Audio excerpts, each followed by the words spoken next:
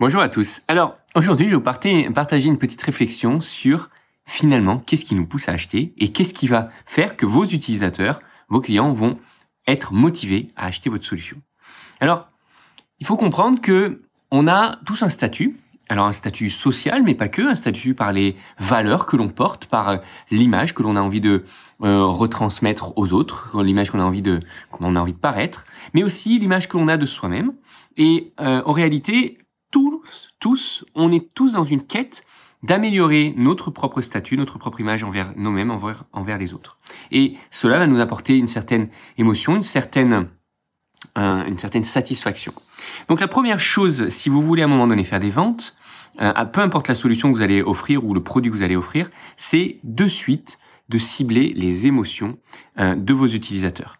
Les émotions seront c'est le moyen, le premier outil qui va vous permettre à un moment donné d'attirer l'attention de quelqu'un. C'est lui faire peut-être le projeter vers ce qu'il pourrait avoir s'il avait votre produit, s'il avait votre solution, le projeter vers qui il pourrait être s'il avait votre solution, quelle pourrait être justement l'image qu'il a de lui-même ou l'image qu'il retransmet aux autres.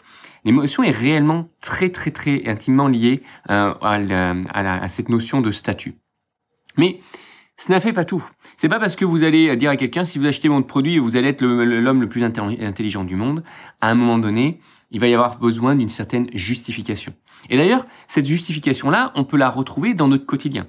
Quand on achète quelque chose, par exemple, on peut avoir besoin de justifier cet achat, que ce soit d'abord pour nous. Par exemple, on veut acheter, j'ai pris l'exemple, tiens, j'ai acheté récemment le dernier iPad.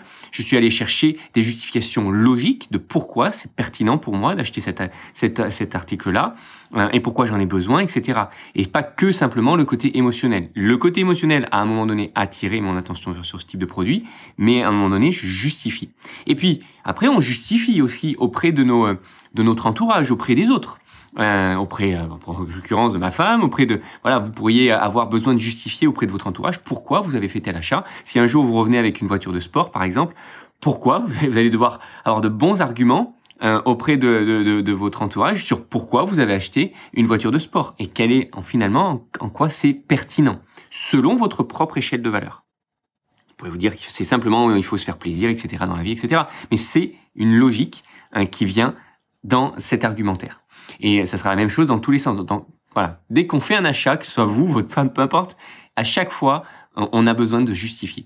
Donc, si vous, sur votre page de vente, sur ce que vous avez à offrir, vous avez d'abord ciblé une certaine émotion, une émotion que vous voulez apporter à vos utilisateurs, vous allez devoir dans un second temps, donc peut-être dans une deuxième partie de votre page de vente, avoir toutes les justifications logiques de pourquoi votre produit est pertinent. Donc ça va passer par quelles sont les fonctionnalités, comment ça fonctionne, quelle va être l'expérience, quels sont les témoignages par exemple des autres utilisateurs qui l'ont déjà eu, qui ont déjà utilisé cette solution, etc., etc. Tout l'argumentaire logique qui va me permettre de valider et d'apporter la confiance et réconforter l'utilisateur dans son envie instinctive d'acheter votre produit, qui était apporté par une certaine émotion à un moment donné, et donc ça justifie ce que vous avez pu créer en termes d'émotion. Alors, ça peut ne pas suffire simplement pour faire cet achat-là. Il y en a qui achètent juste par émotion, ils regardent même pas l'argumentaire, ils achètent. Il y en a qui ont besoin de toute cette partie logique. Et puis, pour les plus récalcitrants, il y a aussi la peur de louper une occasion, la peur de louper une opportunité, la peur de louper un bon deal, d'avoir peut-être aujourd'hui 20, 30, 50% sur un certain tarif. Et donc, c'est pour ça qu'il est potentiellement pertinent de faire un achat maintenant. Et ça peut être aussi la peur de toujours repousser finalement un outil ou un produit ou quelque chose dont on a vraiment besoin. Et si jamais on ne l'achète pas maintenant, on va toujours attendre et finalement, notre statut n'augmentera pas. Et donc, c'est aussi un argument. Donc, les trois, finalement, structures que l'on va retrouver dans n'importe quel argument de vente, dans n'importe quel pitch, dans n'importe quel site web, seront toujours les mêmes, seront d'abord attraper l'attention des utilisateurs avec une certaine émotion, communiquer une émotion, les faire voyager vers ce qui pourrait être positif pour eux.